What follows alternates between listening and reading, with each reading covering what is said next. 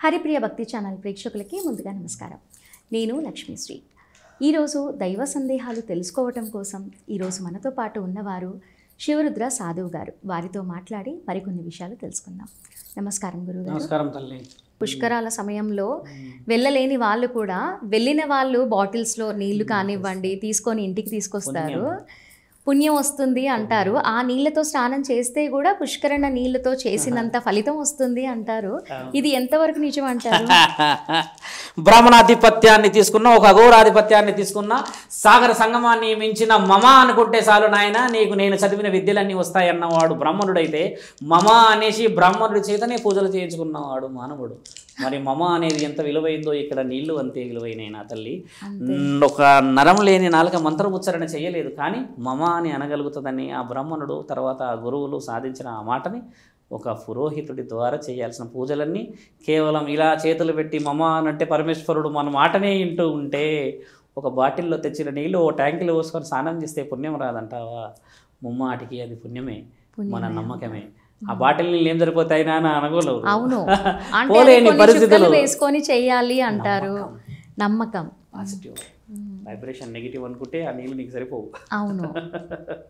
గ్రహణం సమయంలో కూడా చాలా మంది ఈ నీటిని చేస్తూ ఉంటారు కదా. గ్రహణ సమయాలలో స్నానాలు చేయకూడదు, చాలా మంది పుణ్యం అని చేస్తారు. అవును. గ్రహణం అనేది ఏంటంటే తల్లి, చాలా మంది గురువులు చెప్తూ ఉంటారు గ్రహణం అనేది ఈ విధంగా ఉంటే దాని ప్రత్యామ్నాయం, దాని వివరణ ఇదని. ఒక గ్రహణం అనేది ఏంటో తెలుసుకోవాలి. మొట్టమొదట చాలామంది గురువులకు చెప్పాలి, గ్రహణం అనేది పట్టు బిడుపు అని చెప్పకూడదు తల్లి. గ్రహణం రోజు మేమేం చేయాలి, గ్రహణం రోజు మీరేం చేయాలి, ఇది యూట్యూబ్లో మనం అడుగుతాం కదా. అసలు గ్రహణం అనేది ఎందుకుంది నాయన మానవులకి? అక్కడెక్కడో గ్రహణం అయితే ఇక్కడేమి చూపిస్తుంది? చంద్రుడు ఉన్నాడుగా, సూర్యుడు ఉన్నాడు కదా మాకు వెలుగులకి. ఈ గ్రహణాల గోల ఏంటి అని మనం తెలుసుకుంటే వివరణ బయటికి రావచ్చు. గ్రహణాలు అనేది ఏంటంటే అమ్మ 9 గ్రహాలు ఉన్నాయి మనకి. వీటికి అధిపతి శివుడు. ఏ లోకంలో అయినా ఒకటేముందంటే అమ్మ, ఒక్కొక్క దేవతా స్థితిగతులు ఒక్కొక్క గ్రహణం పైన చూపిస్తూ ఉంటారు.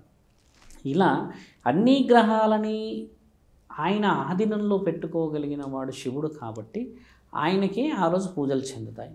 గ్రహణం రోజు ఏం జరుగుతుందంటే అమ్మ, మీరు అన్నట్టుగా స్నానాలే కానీ, మీరు అంటున్నట్టుగా ఏదైనా మంగళ కార్యక్రమాలు గర్భవతులు చేయదని ఎందుకంటారంటే దాంట్లో ముఖ్య ఉద్దేశం ఒకటే, సూర్యుడి పైనుంచి చంద్రుడి పైనుంచి సూర్యుడు దాటే తరుణం అమావాస్య పౌర్ణమి.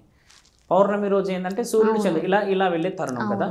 గ్రహణం రోజు ఏమవుతుందంటమ్మా, వేరే గ్రహాలు వచ్చి సూర్యగ్రహణం కానీ చంద్రగ్రహణాన్ని కానీ ఆపి పెడతాయి.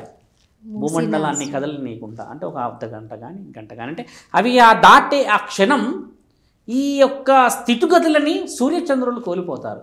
కోల్పోయినప్పుడు ఏమి జరుగుతుంది సాధువు గారు అని అంటే, దాంట్లో నుంచి అతి నీల లోహితమైన సూక్ష్మమైన ఒక ఎట్లా అంటే అది వెరీ వెరీ లెస్, అంటే మానవ శరీరం మీద పడితే కూడా మనకు పెద్ద పెద్దగా బొబ్బర్లు వచ్చే అవకాశం ఉండే అతి నీలలోహిత కిరణాలని రిలీజ్ చేస్తాయి అవి. ఎందుకంటే ఇవన్నీ ఇక్కడ స్వీకరిస్తాయి పొల్యూషన్, హెవీ మెటల్స్ ఎన్నైనా పైకి పోతాయి కదా.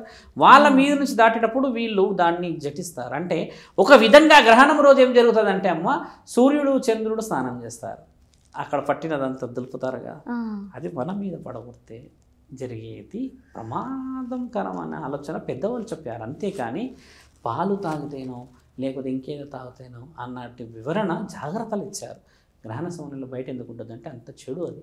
ఆ రోజు ఏం చేస్తారు మానవులు అంటే, మహానుభావులు ఇక్కడ తెలుసుకోవాల్సిన అత్యంత ముఖ్యమైనదంటే క్షుద్ర పూజలు చేయడానికి కూర్చుంటారు. సూర్యుడు చంద్రుడు ఏం చేస్తాడు, స్థితిగతులు కోల్పోతే ఆ ముహూర్తాన్ని వీళ్ళు ఉపయోగిస్తారు. ఎందుకంటే గ్రహణం చేస్తున్న గంట కానీ అర్ధగంట కానీ 40 నిమిషాలు 10 నిమిషాల సమయంలో దేవతామూర్తుల అందరి శక్తులు పనిచేయవు. ఆ పని చెయ్యని యొక్క బలహీనతని వీళ్ళు ఉపయోగిస్తారు. కానీ పనిచేసే మహానీయుడు మహాముక్కంటి 3 కన్నులు వేసుకొని ముచ్చటగా చూస్తున్నాడు కదా, మరి ఆయన గురించి ఎందుకు చెప్పు తెలియదు? ఈ యొక్క గ్రహణ స్థితిగతులు చూస్తున్నాడురా అని ఎందుకు చెప్పాం మనం? శివుడు ఉన్నాడు కదా అని. మరి ఆయన చూస్తున్నాడు కదా, వాటన్నిటికీ అధిపతి ఆయనను వదిలిపెట్టేసేసి ఈవిడకి బంద్ చేస్తారు, ఆవిడకి బంద్ చేసుకోవడం అనేది ఈ క్షుద్ర పూజలు చేసే వాళ్ళు బలం కోసం తల్లి. శివుడు ఆజ్ఞ ఆ రోజు ఎంత బలంగా ఉంటుంది.